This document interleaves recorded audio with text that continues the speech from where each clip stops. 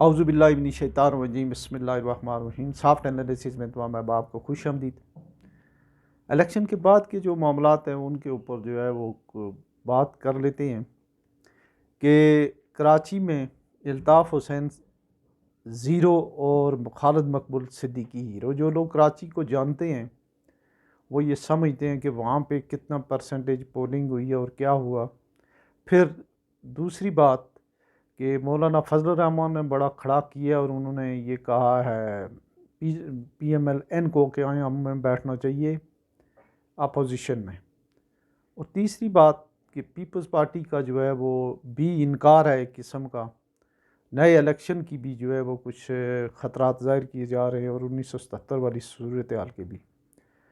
तो आइए देखते हैं कि पहले कराची में जो है वो अल्ताफ़ हुसैन के साथ क्या हुआ या वहाँ पे PTI के साथ क्या हुआ।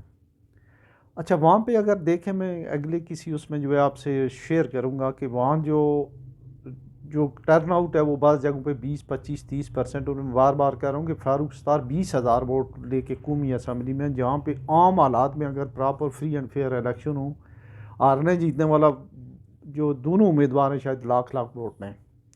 कई इलाकों में 30% हुई है, कई में 20-25 ज़्यादा हुई है।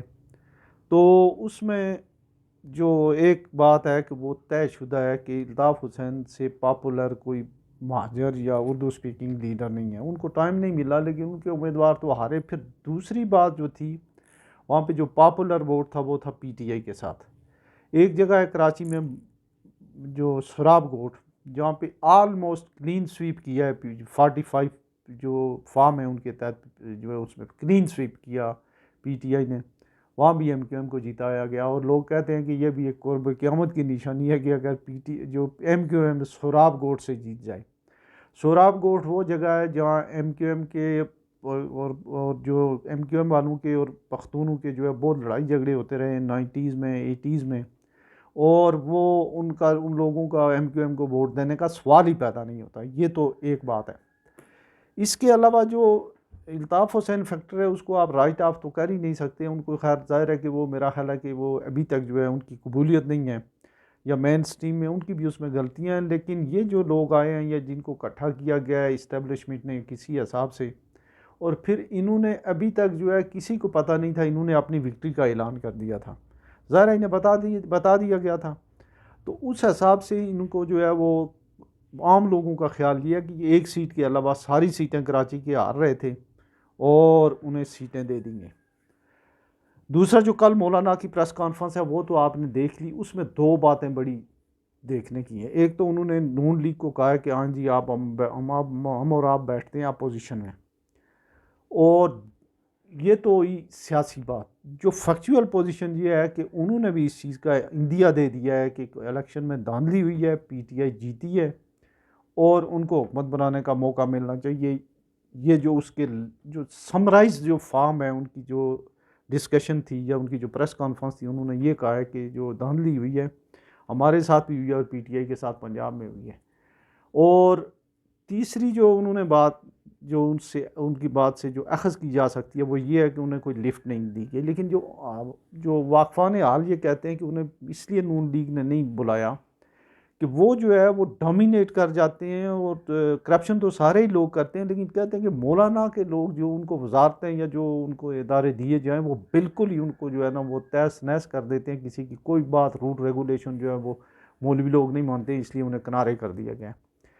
अब सूरत हाल जनाब ये है कि मौलाना जो है वो हुकूमत से बाहर हो गए। नवाज शरीफ साहब आलमोस्ट जो है उनको किसी न किसी तरीके से बाहर कर दिया गया।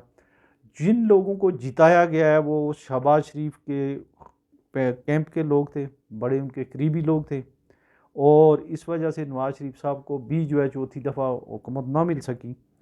अब जो शहबाज शरीफ साहब को हुकूमत मिल रही है, सुनने में जो आया, बल्कि सुनने में क्या है, ये आम बात थी कि PTI चाहती थी कि हम हुकूमत बना, सारी पीपल्स पार्टी चाहती थी हम हुकूमत बनाएं PTI के साथ मिलके, जो मेजॉरिटी पार्टी है। लेकिन PTI ने इनकार किया। उसके बाद उनके पास भी कोई ज़्यादा ऑप्शन नहीं थे, लेकिन उन्होंने भी हुकूमत में प्रैक्टिकली शामिल होने से इनकार किया। उनकी जो सेंट्रल एग्जीक्यूटिव कमेटी है, उन्होंने जो फैसला किया है, और फैसला भी पंजाब और KPK के लोगों ने करवाया है कि अगर आइंदा इस तरह की जो PDM टाइप की हुकूमत या कोई मफहमती पॉलिसी की तो इधर से पीपल्स पार्टी का मुकम्मल जनाजा उठ जाएगा। तो पहले भी आपने ऐसे किया, तो आप ऐसा ना करें। तो बहरहाल उनका एक दरमियानी रास्ता उन्होंने निकाला है। उन्होंने ये रास्ता निकाला है जी कि हम ऐसा करते हैं कि हम जो है वजारतें नहीं लेते हैं, तो हुकूमत की हमायत कर देते हैं, और जो आइनी इदारे हैं, सदर, चेयरमैन, सेनेट चेयरमैन, सारी जो है कौमी असम्बली का स्पीकर और कोई गवर्नरशिप्स ले लेते हैं, और सिंध में उनकी हुकूमत है ही है।